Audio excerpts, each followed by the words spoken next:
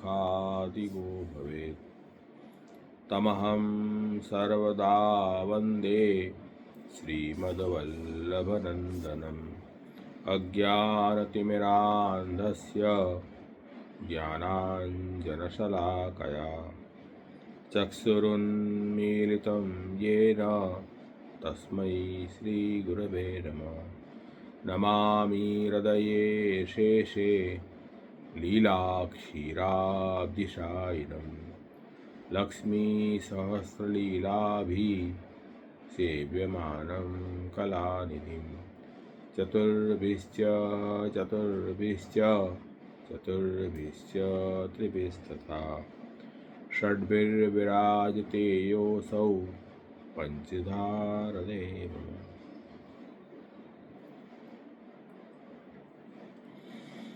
આજનો સુંદર શ્રીનાથજીનો પ્રાદુર્ભાવ ઉત્સવ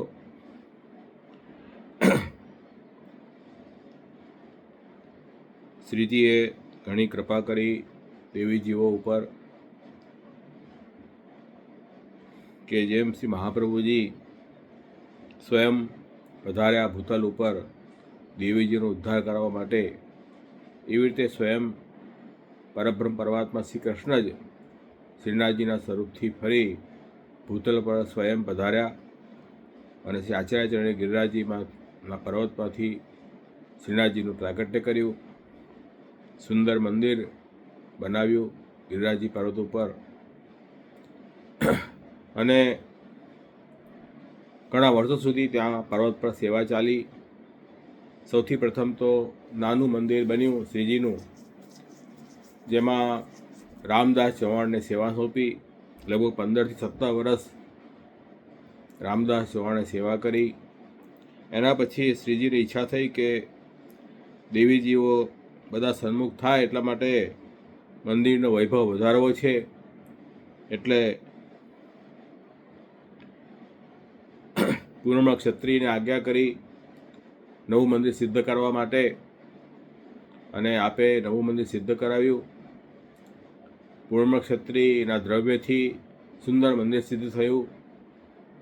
અક્ષય તૃતીયાના દિવસે પાઠ બિરાજ્યા અને પૂર્ણ ક્ષત્રિયને માનસી સેવા પણ મહાપ્રભુજી સિદ્ધ કરાવી. શ્રીનાથજીએ ચંદનની સેવા સ્વીકારી. તનુજા વિદ્યા બંને સેવા પૂર્ણ ક્ષત્રિયની સેવા સ્વીકારીને અને એમને અંતે માનસી સેવાનું દાન મહાપ્રભુજી કર્યું. એના પછી વર્ષો સુધી સેવાનો ક્રમ ત્યાં જ રહ્યો. મંદિરમાં બહુ વૈભવથી સેવા થઈ. શ્રી ગુસાઈજીએ પણ ખૂબ પ્રેમપૂર્વક સેવા કરી અને ત્યાં માધવેન્દ્ર સરસ્વતી જે શ્રી ગુસાઈજી પાસેથી ગુરુ દક્ષિણામાં આપે શ્રીનાથજીની સેવા માંગી હતી. એટલે 14 વર્ષ સુધી પછી માધવેન્દ્ર સરસ્વતીએ સેવા કરી. એટલે નવા મંદિરમાં અક્ષય તૃતીયામાં પાઠ બેઠા ત્યારે પછી માધવેન્દ્ર સરસ્વતી સેવા કરવા પધાર્યા. શ્રી મહાપ્રભુજી એમને સેવાનો અવસર પ્રદાન કર્યો. લગભગ 14-15 વર્ષ સુધી એમણે સેવા કરી. પછી એ તો દક્ષિણમાં પધાર્યા, ત્યાં પ્રભુએ એમને શરણે લીધા. એના પછી 3 વર્ષ લગભગ ત્યાંના ગોળિયા બંગાળીઓ સેવા કરતા હતા, પણ શ્રીજીને એ સેવા ગમી નહીં. એટલે શ્રી ગુસાઈજીને અડેલથી બ્રજમાં પધરાવ્યા અને શ્રી ગુસાઈજીએ પછી કૃષ્ણ અધિકારીની મદદથી એ બંગાળીઓને સેવામાંથી દૂર કરી અને વૈષ્ણવ જે બ્રાહ્મણો છે એમને સેવામાં રાખ્યા.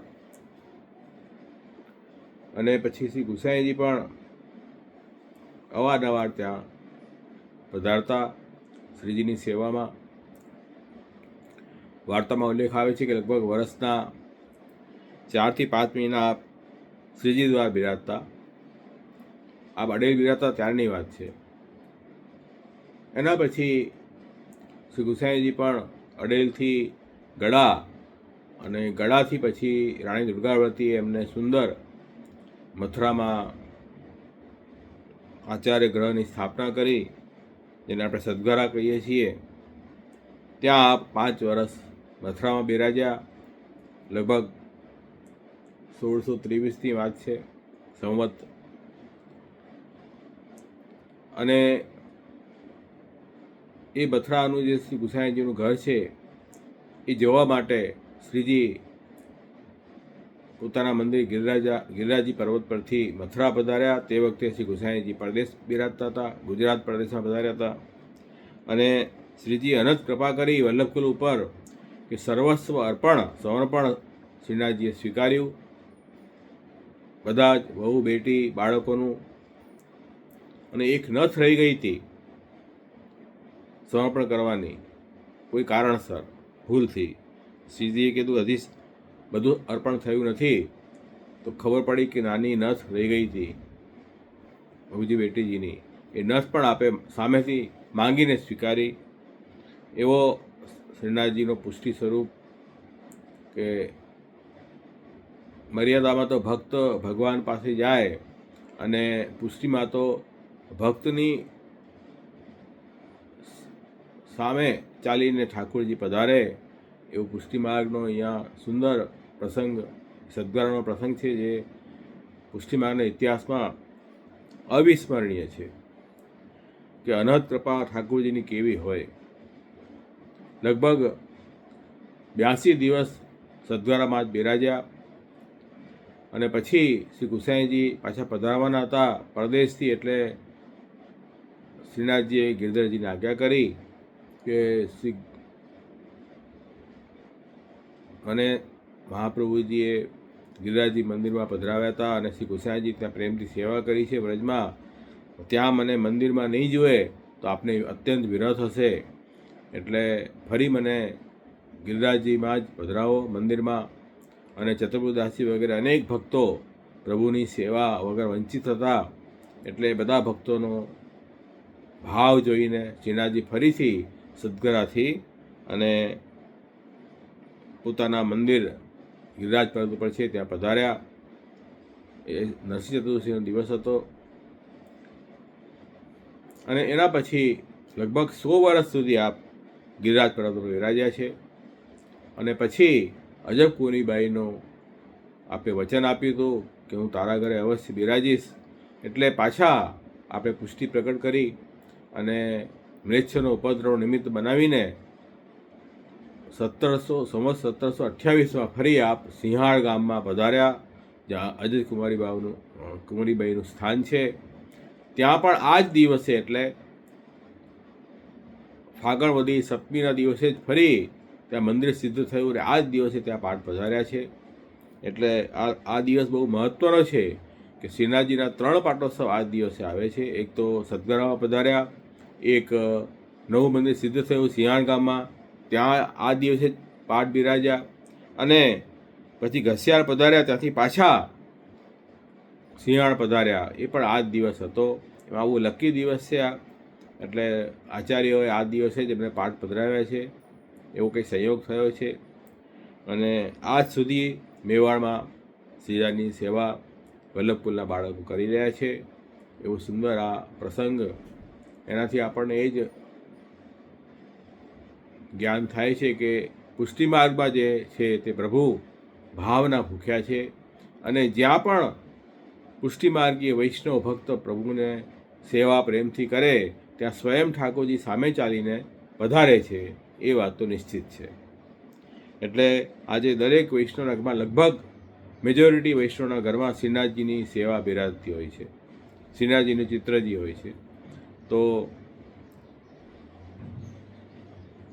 મહાપ્રભુજી શ્રી ગુસાઈજીની કારણથી આજે પણ શ્રીનાથજી દરેક વૈષ્ણવના ઘરમાં બિરાજી રહ્યા છે. એવી અનંત કૃપા પ્રભુની છે. તો એ ઉત્સવની બધા જ વૈષ્ણવોને ખૂબ વધાઈ અને પ્રેમથી બધા સેવા કરો. અને આ તો ફાગણના દિવસો ચાલે છે અને સખ્ય ભાવ મુખ્ય છે. ફાગણમાં હોળી લીલામાં સખ્યનો ભાવ મુખ્ય છે. અને સખ્ય ભાવ ક્યારે પ્રભુ દાન કરે? જ્યારે પ્રભુમાં સ્નેહ હોય.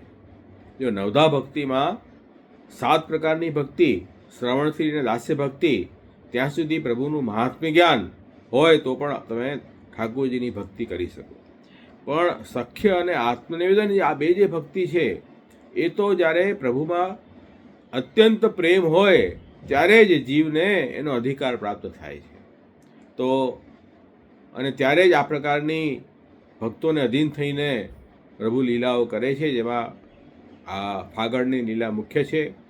અને ભક્તો તો આ ફાગણ લીલાને ફલ માને છે, કેમ કે ઠાકોરજીએ બધી મર્યાદાનો ત્યાગ કરીને અને ભક્તોના જેવા થઈને પ્રભુએ રંગોથી હોળી રમી છે અને ઠાકોરજીને પણ રંગોથી રમાડ્યા છે રજભક્તોએ.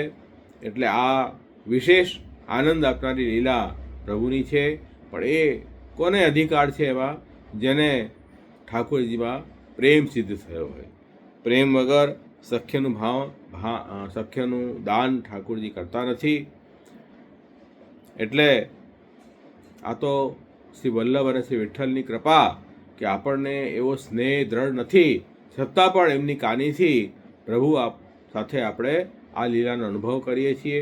અને આપણા વ્રજભક્તોએ સુંદર કીર્તનનું ગાન કર્યું અને એ ગાનમાં બધી જ લીલાઓનો અનુભવ એમણે કર્યો. એનું શ્રવણ કીર્તન સ્મરણ પણ આજે પણ આપણે કરી શકીએ છીએ. એ આપણો અહોભાગ્ય છે. તો એ અહોભાગ્ય માનીને અને પ્રેમપૂર્વક પ્રભુને લાલ લડાવો એવી ખૂબ શુભકામના અને આશીર્વાદ. એ આ ઉત્સવનો આજનો ક્રમ. તો પુષ્ટિ માર્ગમાં શ્રી મહાપ્રભુજીએ એક શ્રીનાથજીનું મંદિર જે છે એમાં ત્યાં શ્રીનાથજીના સ્વામિત્વવાળા ઘરમાં આ બિરાજે છે, એટલે એ શ્રીજીનું દેવદ્વાર કહેવાય છે. અને બીજે બધે પુષ્ટિ માર્ગમાં નિજ ગ્રહમાં, આચાર્ય ગ્રહમાં પ્રભુ બિરાજી રહ્યા છે.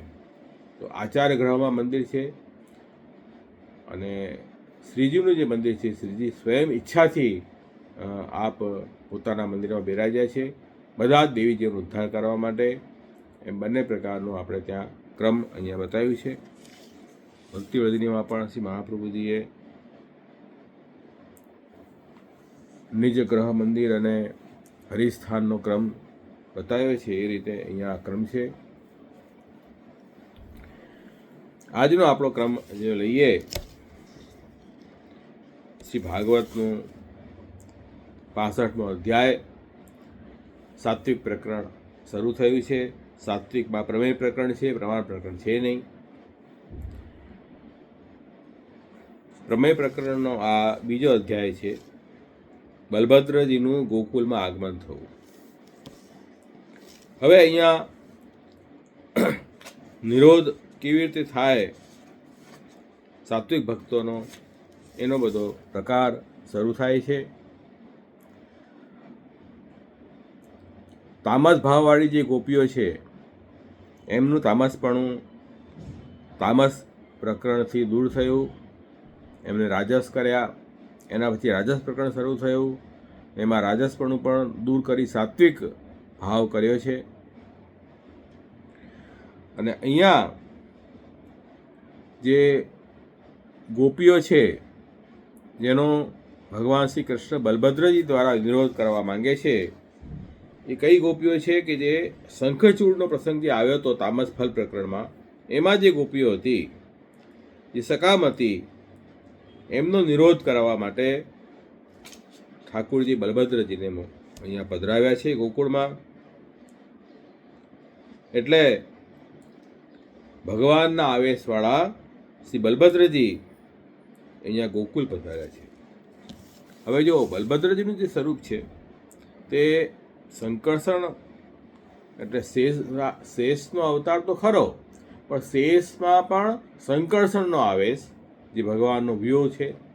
સંકર્ષણમાં પણ વાસુદેવ વ્યૂહનો આવેશ, એને આપણે બલભદ્રજીનું સ્વરૂપ કહીએ છીએ. કેવલ શેષ અવતાર નથી બલભદ્રજી, એવા સમજો. અને વળી અહીંયા તો વ્રજમાં જે પ્રભુએ જે લીલાઓ કરાવી છે એમાં સ્વયં પુરુષોત્તમનો પણ આવેશ બલભદ્રજીમાં છે. એટલે કૃષ્ણની જેમ જ અહીંયા શ્રી બલભદ્રજીનું સ્વરૂપ છે. તો કૃષ્ણવત એમની સેવા પણ અત્યારે પણ થાય છે. શ્યામ સ્વરૂપ શ્રી બલભદ્રજીનું છે. એ વ્રજમાં કૃષ્ણ આવિષ્ટ સ્વરૂપ છે. તો કૃષ્ણ અને કૃષ્ણના સ્વરૂપમાં અને આમાં કોઈ અંતર નથી. એ ભાવથી આ લીલા અહીંયા થઈ છે. તો એ ભગવાનના આવેશવાળા જે બલભદ્રજી છે તે રથમાં બેસી નંદરાયજી વગેરેને મળવા માટે ગોકુલમાં પધાર્યા. કારણ કે હવે ગોપીઓનો નિરોધ ત્યાં જ થઈ શકે એમ છે.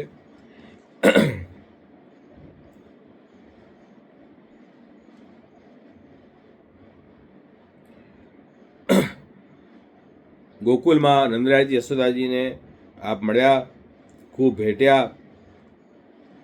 બલભદ્રજીએ માતા પિતાને નમન કર્યું અને હવે તો મોટા થઈ ગયા બલભદ્રજી, તો પણ માતા પિતાને તો હજી બાળક કેટલો મોટો થઈ જાય તો નાનો જ લાગે, એટલે અત્યંત સ્નેહ પ્રગટ થયું અને એમને ખોળામાં બેસાડીને અને સ્નેહ કર્યો. હવે જે વડીલ ગોપો છે એ તો બલભદ્રજીનું મહાત્મ્ય જાણતા હતા, તો પણ બલભદ્રજીએ બધાને પ્રણામ કર્યા. કેમ કે પુત્ર બનીને ઠાકોરજી પધારે તો નિરોધ જલ્દી થાય, ઈશ્વર બનીને પધારે તો નિરોધ જલ્દી ન થાય.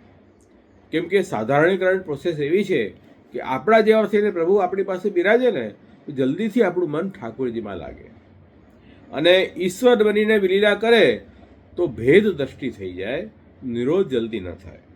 એટલે અહીંયા બલભદ્રજીએ પણ બાળકની જેમ જ હું તો આપનો બાળક છું એમ જઈને જ બધો વ્યવહાર કર્યો.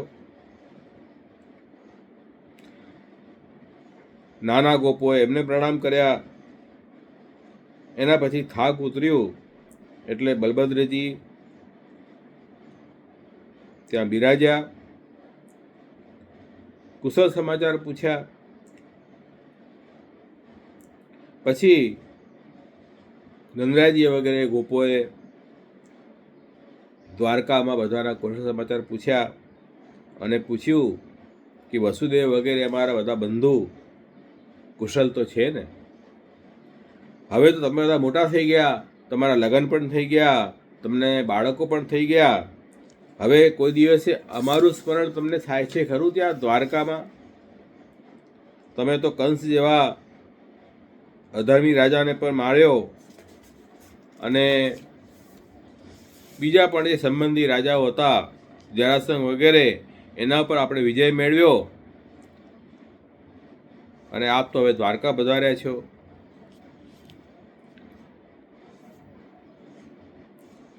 એના પછી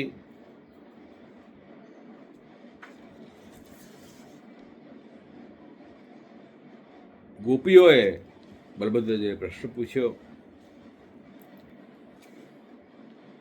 ગોપીઓ પૂછે છે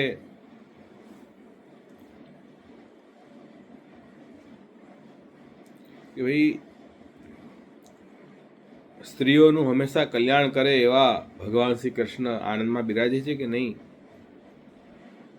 પોતાની જે ભક્ત છે એમના સુખમાં સુખી, એમના દુઃખમાં દુઃખી એવા અમારા શ્રી કૃષ્ણ છે, એમ કુશળ મંગલ તો છે કે નહીં? અમે તો અહીંયા દુઃખી છીએ એમના વગર, પણ શહેરમાં જે સ્ત્રીઓ છે જેમની સાથે શ્રી કૃષ્ણ બિરાજી રહ્યા છે એ તો સુખી હશે, સ્ત્રીઓને આનંદ આપી રહ્યા છે ભગવાન શ્રી કૃષ્ણ તો. અને આપ તો એ બધી સ્ત્રીઓના પતિ પણ થયા છો, એટલે ખરેખર સુખી હોય જ, એમાં કહેવાનું શું? અમારી પાસે રહ્યા હોત તો એમને દુઃખ જ મળત ને. આ થોડો ગુસ્સામાં અને થોડો વ્યંગાત્મક ભાવ છે પ્રેમના કારણે. અમે બધી ગોપીઓ, આ ગોપો, માતા પિતા, આ બધાને ભગવાન ક્યારે સ્મરણ કરે છે ખરા?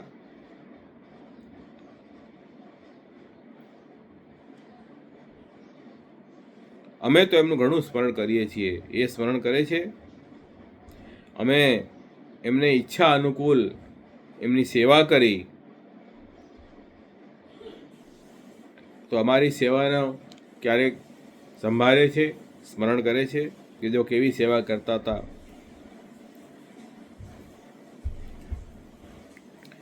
માતા, પિતા, પતિ, સગા, બંધુ, પુત્ર, બહેન, આ બધાનો ત્યાગ કરવો ઘણો મુશ્કેલ છે.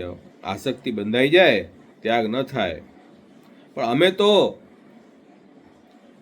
એ બધાનો ત્યાગ કર્યો પ્રભુ માટે. પણ ઠાકોરજીએ શું કર્યું?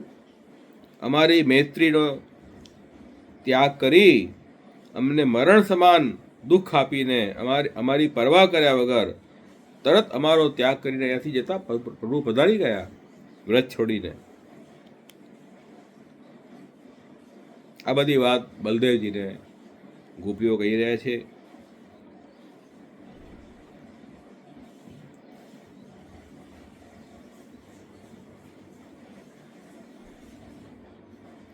હવે ઠાકોરજી જતા રહેવાના છે અમને ખબર નહોતી, અને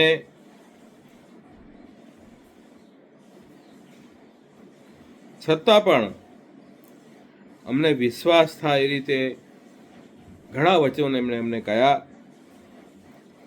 કેમ કે અમે તો શુદ્ધ ભાવવાળી સ્ત્રીઓ છીએ, અમે કપટ તો આવડતું નથી. એટલે એમણે પ્રેમથી જે વચનો અમને કહ્યા એ વિશ્વાસ રાખીને અમે બધું માન્યું.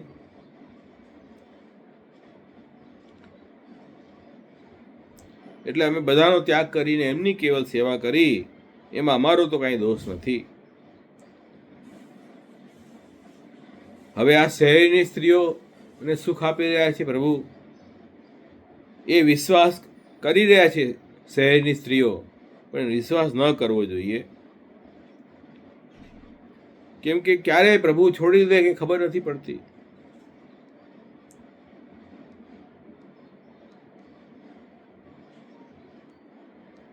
એટલે કહી રહ્યા છે કે ભાઈ શ્રી ભગવાન શ્રી કૃષ્ણ કેવા છે કે કૃતજ્ઞ છે. એમણે અમારી સેવા, અમારા પ્રેમને યાદ ન રાખ્યો. એટલે જ કહ્યું છે ને કે ભાઈ પુષ્ટિ માર્ગમાં ઠાકોરજી લોકવેદમાં સ્વસ્થતા નથી કરતા. લોકે વેદે સ્વાસ્થ્ય ન કરી સ્થિતિ. તો સ્વસ્થતા કરે તો ઠાકોરજીમાંથી મન બીજે જતું રહે. એટલે પ્રભુ જે છે ભક્તોને વિકલ રાખે છે, એટલે સતત ઠાકોરજીનું સ્મરણ થતું રહે. શહેરની સ્ત્રીઓ તો બહુ ચતુર છે, અમે તો ગામડાની સ્ત્રીઓ છીએ. એ લોકોને અમારા કરતાં વધારે જ્ઞાન છે. એમને પણ ઠાકોરજી અલગ અલગ કથાઓ કહીને પોતાની સુંદર વાણીથી, સુંદર હાસ્યથી મોહ કરતા હશે.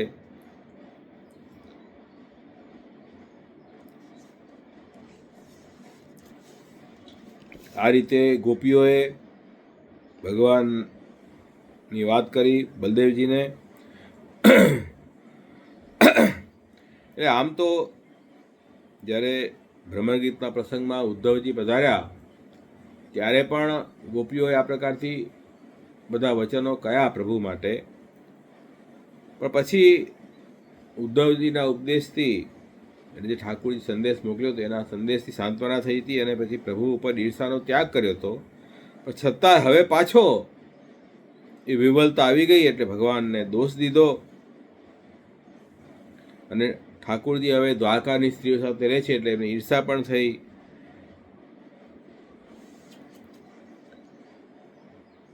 એટલે થોડી ઘણી નિંદા પણ અહીંયા કરી છે, ભગવાનમાં દોષ જોયો છે. પણ બીજી ગોપીઓ ત્યાં હતી, એમણે કીધું કે નહીં, પ્રભુમાં દોષ ન જોવા. એ ગોપી આવી વાત ન કરો, આવી કથા કરવાથી આપણને શું લાભ થશે, એમાં તો આપણને જ દોષ લાગે છે. એટલે ભક્તિમાં આવી કથા કંઈ ઉપયોગી નથી દેખાતી. ભક્તિ માર્ગમાં તો આપણે શું કરવું જોઈએ કે ભગવાનનું ભજન કરવું જોઈએ. બધા વિઘ્નો દૂર કરી સ્નેહથી ઠાકોરજીનું ભજન કરવું એ જ જીવનું કર્તવ્ય છે. બીજી ગોપિકાઓએ આ વાત કરી. નિરોધ અવસ્થામાં તો એક ક્ષણ પણ ભગવાનના દર્શન ન થાય ત્યારે તે દેહ ઇન્દ્રિયનો ત્યાગ કરવો જોઈએ. ખરેખર નિરોધ ભક્તિનું આવું સ્વરૂપ છે. એક ક્ષણ પણ ભગવાન વગર જીવ રહી ન શકે. દેહ ઇન્દ્રિય છોડી દેવી જોઈએ. પણ આપણાથી એવું કંઈ થયું? આપણાથી તો એવું કંઈ થયું નહીં. મૃત્યુ આવ્યું નથી. પ્રભુ વગર પણ જીવી રહ્યા છીએ. એટલે આવી વાત ન કરો. એમાં તો આપણને જ દોષ લાગે છે.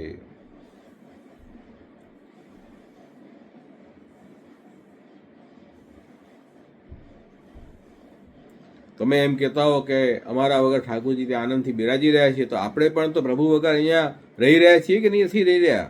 આપણો સમય પણ તો જઈ રહ્યો છે અને મૃત્યુ આપણને આવ્યું નથી. તેમના વિના પણ આપણો નિર્વાહ થઈ રહ્યો છે. તેમના વગર મૃત્યુ આવી ગયું હોત, આપણો નિર્વાહ ન થતો હોત, તો આપણે એમને દોષ આપવો જોઈએ. એટલે આપણે એવા દોષ ન કરવા, એમ બીજી ગોપીઓએ વાત સંભાળી.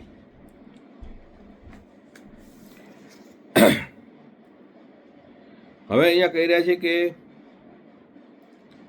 પહેલી જે ગોપીઓ હતી એમણે દુઃખના કારણે ભગવાનમાં દોષ કાઢ્યો, અને જે બીજી ગોપીઓ છે એમણે ભગવાન વિના પણ અમારા પ્રાણ ટક્યા છે, એટલે આપણે એમને દોષ ન દેવું, એમ વાત વાળી લીધી બીજી ગોપીઓએ.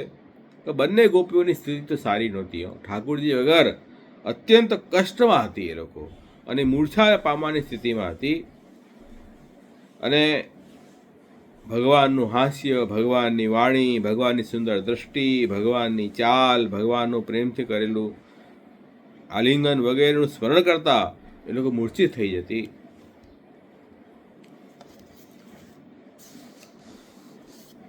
એવી સ્થિતિમાં ગોપીઓ પોતાનો નિર્વાહ કરી રહી હતી.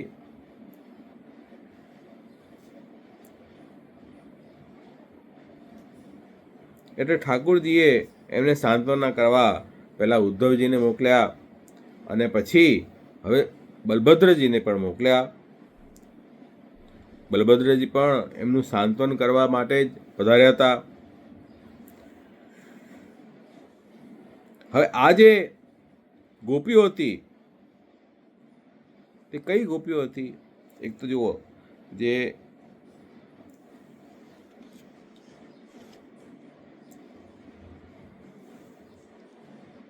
સાત્વિક ગોપીઓ હતી ને, એમને તો ભગવાન દ્વારકા પધરાવી ગયા, કેમ કે ભગવાનને પતિરૂપથી એ ચાહતી હતી. ભગવાને હૃદયમાં એને પધરાવ્યા હતા અને એમને દ્વારકા પધરાવી ગયા.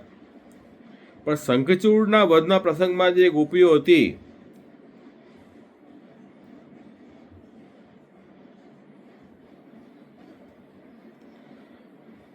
જેમના ગોપપતિ સાથે લગ્ન થયેલા, એ જે સાધારણ ગોપીઓ હતી,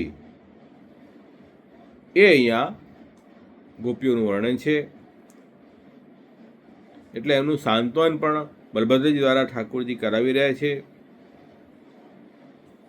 એટલે બલભદ્રજીને ભગવાનનો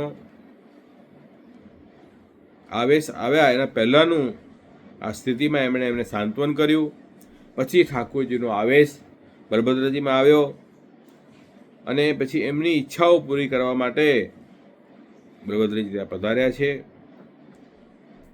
અને જ્યારે અક્રૂરજી પધાર્યા હતા વ્રજમાં, ત્યારે અક્રૂરજી દ્વારા ઠાકોરજીએ સંદેશ મોકલ્યો હતો કે ભગવાન અવશ્ય પધારશે, એવું વચન ઠાકોરજીએ આપ્યું હતું. એ વચન પણ સિદ્ધ કરવા માટે ઠાકોરજીએ બલભદ્રજીને અહીંયા પધરાયા ગોકુલમાં, અને ભગવાન આવિષ્ટ સ્વરૂપ બલભદ્રજીનું અહીંયા પધાર્યું છે.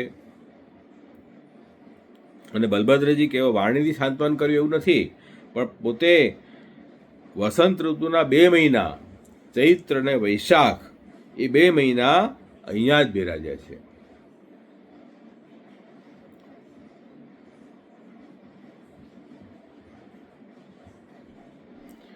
ત્યાં બિરાજ્યા, અને ત્યાં ગોપીઓ સાથે આપે બલભદ્રજીએ રાસ કર્યો છે આ ગોપીઓ સાથે. મહારાસનો આનંદ ગોપીઓને આપ્યો છે. અને ત્યાં એમ વર્ણન આવે છે ભાગવતમાં કે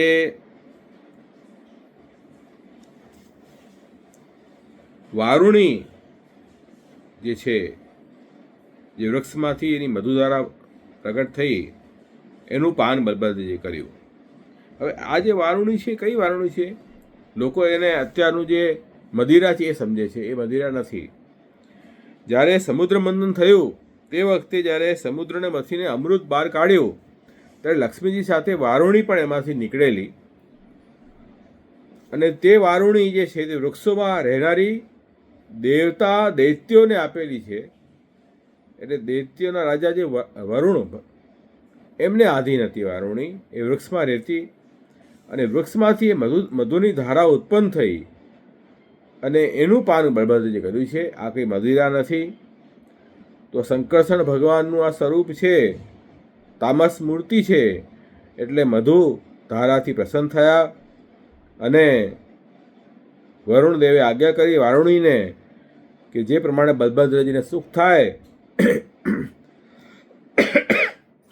એવું કાર્ય કરો. એટલે વૃક્ષના કોટરમાંથી એ મધુધારા પ્રગટ થઈ અને મધુધારાની ગંધ બલભદ્રજી રમણ કરતા ત્યાં એ વાયુ સાથે ગંધ ગઈ અને ત્યાં આપે મધુનું પાન કર્યું. અને બલભદ્રજીએ વ્રજ ગોપિકાઓને મહારાસનું દાન કર્યું. અહીંયા વર્ણન છે કે બલભદ્રજીએ એક કુંડલ ધારણ કર્યું હતું, 2 કુંડલ નહીં. તો એ યોગરૂપ એક કુંડલ હતું, કેમ કે આ ક્રિયાશક્તિના અવતાર પ્રગટ છે એમાં. એટલે એ યોગરૂપી કુંડલ ત્યાં ધારણ કર્યું હતું. અને નવરત્ન જડેલી ચરણ સુધી લટકતી વૈજયંતી માલા આપે ધારણ કરી હતી.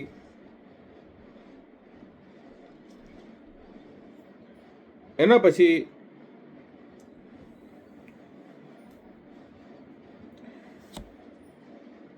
બલભદ્રજીએ વારુણીનું પાન કરી જલ ક્રીડા માટે યમુનાજીને બોલાવ્યા. એ તો ઈશ્વર, અને ઈશ્વરની સત્તા બધા ઉપર ચાલે. પણ શ્રી યમુનાજીએ એમ સમજ્યું કે બલભદ્રજીએ વારુણીનું પાન કર્યું છે એટલે એમનો સ્વરૂપ નાશ થયું છે, એટલે એમની આજ્ઞા ન માની. ત્યારે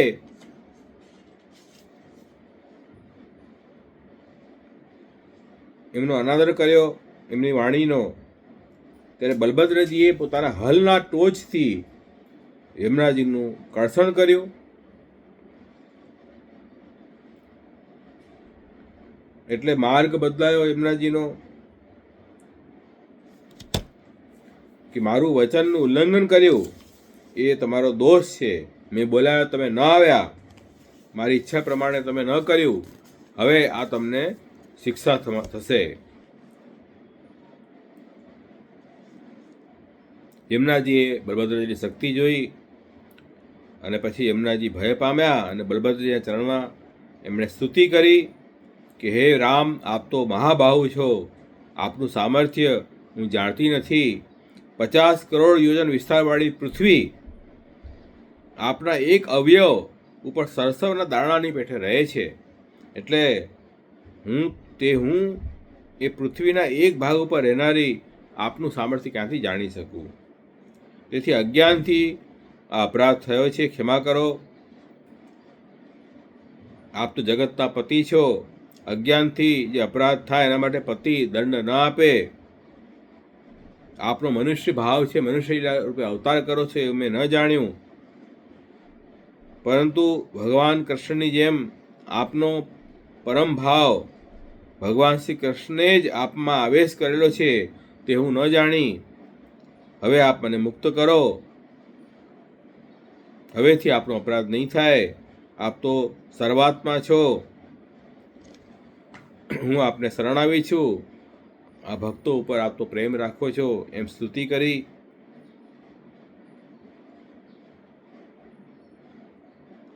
અને બલભદ્રજીએ પણ પછી એમને ક્ષમા કરીને અને પ્રસન્ન થઈ જલક્રીડા કરી. એના પછી ભગવાન બલભદ્રમાંથી તિરોહિત થયા. બલભદ્રજી જલમાંથી બહાર પધાર્યા ત્યારે ભગવાનની જે કાંતિ નામની શક્તિ છે, બાળ શક્તિમાંથી એમણે એ ભગવાન શંકરસણના સ્વરૂપને 2 શ્યામ વસ્ત્ર, કિંમતી આભૂષણ, સુંદર માળા અર્પણ કરી ભગવાનની શક્તિ એમનો સત્કાર કર્યો.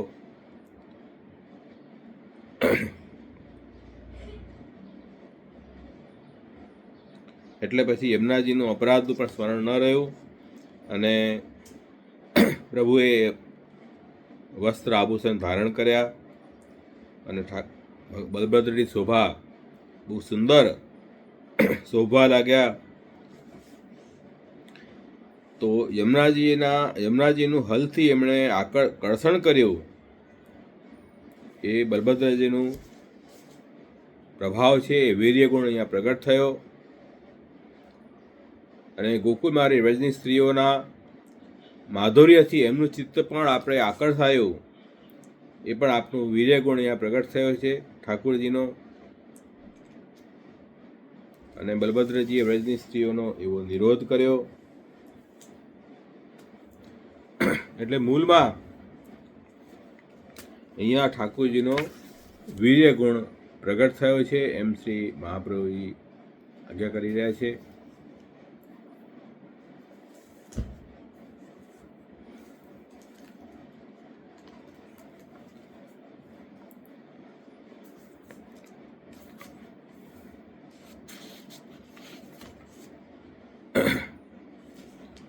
ભાગવતા પ્રકરણમાં પણ આ વાત સમજાવી કે બલભદ્રજીમાં પોતાના ગુણોને સ્થાપન કરીને પ્રભુનો સ્વરૂપ એમાં પધાર્યું. બલભદ્રજીમાં અમને બલભદ્રજી દ્વારા ઠાકુરજીએ ગોપીઓ સાથે રમણ કર્યું છે, એમનો નિરોધ કર્યો. પણ આ ગોપીઓ કઈ કે શંખચૂડના વધના પ્રસંગમાં જે ગોપીઓ હતી એમનો નિરોધ બલભદ્રજી કર્યો છે. પ્રમાણ સ્વરૂપમાં એમની આસક્તિ હતી એટલે પ્રમાણ સ્વરૂપ દ્વારા જ એમનો નિરોધ કરાવ્યો.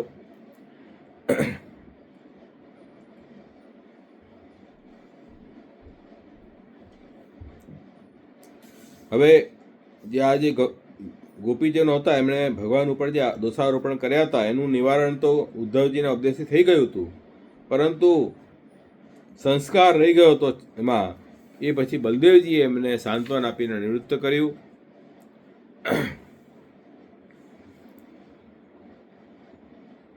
એ પણ અહીંયા ભગવાનનો વીર્ય ગુણ અહીંયા પ્રગટ થયો. બીજી વાત અહીંયા કહી કે અહીંયા જે યમુનાજી છે તે કયા યમુનાજી છે? યમુનાજી અહીંયા સૂર્યના પુત્રી એ યમુનાજી છે. અહીંયા પ્રભુની નિત્ય લીલામાં જે લીલામાં મધ્યપાતી યમુનાજીનું સ્વરૂપ છે એ લીલા યમુનાજી આ નથી, એનો ખુલાસો પણ અહીંયા થયો છે. અને મધ્યપાતીમાં જે લીલામાં જે બિરાજે છે એમનામાં કોઈ દોષ હોય નહીં અને એમને આવું અજ્ઞાન પણ ન હોય. બલદેવજીમાં પ્રભુનો આવેશ છે એવું જે જ્ઞાન નથી એ વાત પણ એમાં સંભવે નહીં. એટલે આ યમુનાજી કાલિંદી રૂપ છે, જેમણે ભગવત પ્રાપ્તિ માટે તપસ્યા કરી હતી, જે દ્વારકામાં ચતુષ્પત્રાણી થયા, એ આ યમુનાજીનું સ્વરૂપ છે.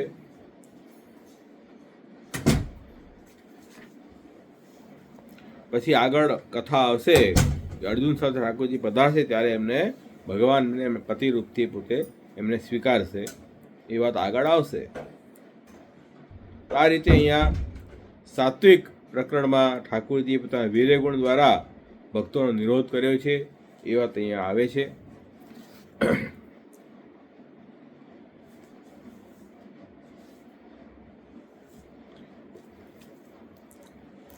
પુરુષોત્તમ સહસ્ત્રનામ સ્તોત્રની અંદર નામ છે બલભદ્ર હિતગુણ. બલભદ્રમાં જે ગુણ છે તે એ હિતકારી ગુણ. બલભદ્ર હિતગુણ. હિતકારી એટલે ભક્તોને નિરોધ કરાવે એવા ગુણો બલભદ્રજીમાં સ્થાપિત કર્યા. એ સ્થાપિત કરનારા ઠાકુરજી છે. બલભદ્ર હિતગુણ. બલભદ્રજીમાં હિતકારી ગુણોને સ્થાપન કરનાર એવા ભગવાન શ્રી કૃષ્ણ. તો અહીંયા પણ બલભદ્રજી લીલા કરી છે તે ઠાકોરજીનું આવિષ્ય સ્વરૂપ છે એવા આ નામથી પણ સ્પષ્ટ થાય છે.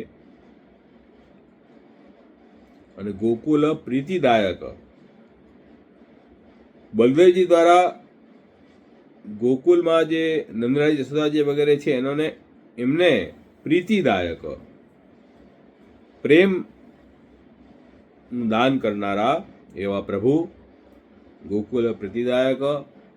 બલભદ્રજી દ્વારા બધા વ્રજવાસીઓને, ગોકુલમાં જે વાસીઓ છે એમને સાંત્વના આપીને એમનું મન જે છે તે સ્થિર કર્યું, નિરોધ કર્યું ઠાકોરજીમાં. એ રીતે એમને પ્રસન્ન કર્યા. ગોકુલ પ્રીતિદાયક. ગોપી સ્નેહ એક નિલય. ગોપીજનોના સ્નેહ પ્રેમના સ્થાનરૂપ શ્રી કૃષ્ણ. કેમ કે ગોપીજનોને તો કેવળ ઠાકોરજીમાં જ પ્રેમ છે ને, બીજે તો પ્રેમ છે નહીં. એટલે પ્રેમનું સ્થાન તો કેવળ પ્રભુ છે.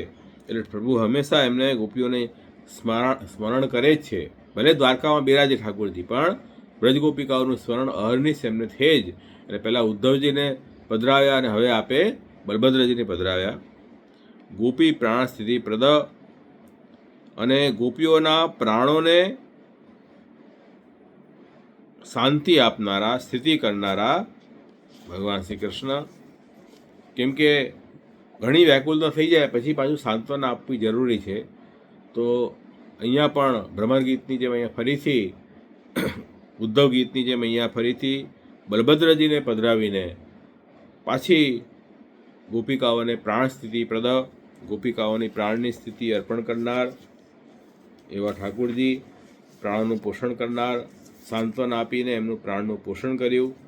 એ જ બલભદ્રજીમાં ઠાકુરજીનો વીર્ય ગુણ પ્રગટ થયો કે આ બ્રજગોપિકાઓને આવી સાંત્વના બલભદ્રજી આપી. એનું કારણ ઠાકોરજીનું સ્વરૂપ એમાં પધાર્યું હતું અને ઠાકોરજી પોતાનું વીર્ય ગુણ દ્વારા એમને સાંત્વના પ્રાપ્ત કરાવી. અને વાક્ય અતિગામી યમુના હલ કળસણ વૈભવ. બલદેવજીની આજ્ઞાનું અતિક્રમણ કર્યું યમુનાજીએ. વાક્ય અતિગામી યમુનાજી કેવા છે? વાક્ય અતિગામી. બલભદ્રજીની વાક્યનું અતિક્રમણ કર્યું એવા યમુનાજી છે. એવા યમુનાજીને હલ વડે, પોતાના હલ વડે આકર્ષણ, ખેંચવામાં જ એમનો વૈભવ, સામર્થ્ય છે એવા બલદેવ સ્વરૂપ શ્રી કૃષ્ણ. એ પણ નામ છે. તો અહીંયા જેમ ખુલાસો મેં કર્યો કે અહીંયા કાલિંદી રૂપ યમુનાજી છે જે દ્વારકામાં આગળ જઈને ચતુર્થ પ્રટાણી થયા છે. અહીંયા લીલા મધ્યપાતી યમુનાજી છે એ યમુનાજી અહીંયા નથી. એટલે એમને તો જ્ઞાન હોય જ, તો અહીંયા કેમ જ્ઞાન ન થયું? એમણે બલભદ્રજીને એમ માન્યા કે આ તો વારુણી પીને એમને મત્ત થયેલા છે એટલે માટે આજ્ઞા ન માની. પરંતુ એમને એ જ્ઞાન ન થયું કે આ તો સ્વયં ઠાકુરજી બિરાજીને મને આજ્ઞા કરી રહ્યા છે. તો એટલા માટે અહીંયા કાલિંદીજીનું સ્વરૂપ છે. લીલા મધ્યપાતી સ્વરૂપ હોય તો બધું જ ઠાકુરજીના બધું સ્વરૂપનું જ્ઞાન હોય.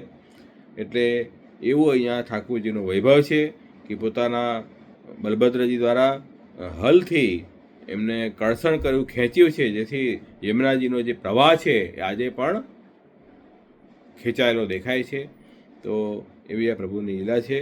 તો એ પણ પ્રભુનું વીર્ય ગુણ અહીંયા પ્રગટ થયું છે.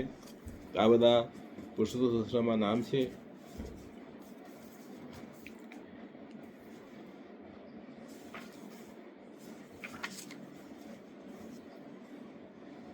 ત્રિવેદ નામાવલીમાં છે પુષ્ટિ માર્ગ પ્રવર્તકાય નમઃ. પુષ્ટિ માર્ગનું પ્રવર્તન કરનારા એવા ભગવાન શ્રી કૃષ્ણને નમસ્કાર.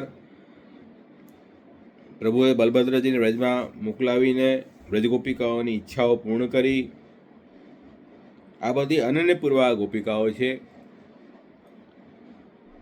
અનન્યપૂર્વા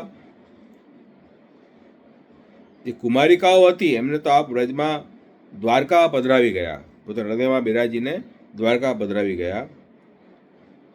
પણ જે શંખચૂડના વધમાં પ્રસંગમાં જે ગોપિકાઓ આવી એમની ઈચ્છાઓ અહીંયા બલભદ્રજી દ્વારા ઠાકોરજીએ પૂર્ણ કરી છે.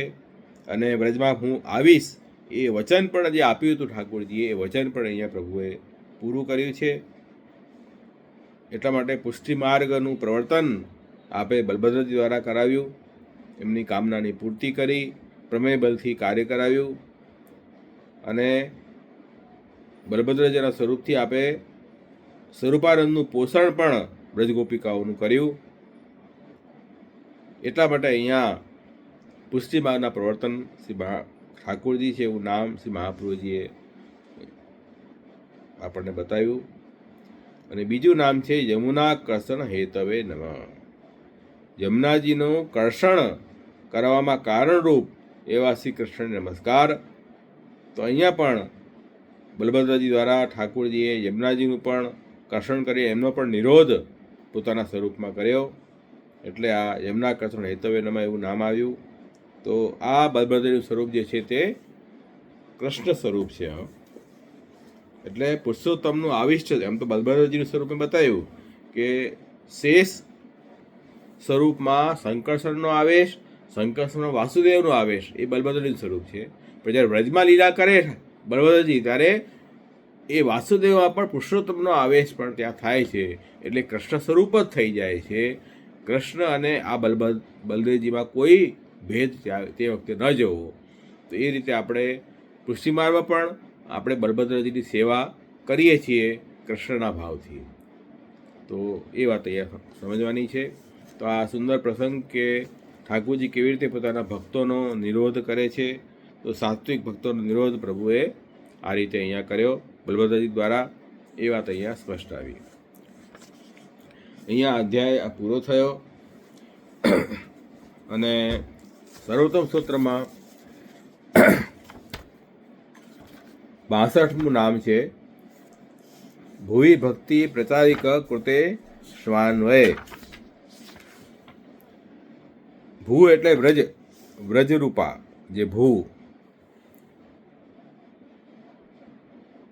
તસ્યામ ભક્તિ, ભુવિ ભક્તિ એ વ્રજભૂમિમાં જે સ્નેહ ભક્તિ એ ભક્તિના પ્રચારક.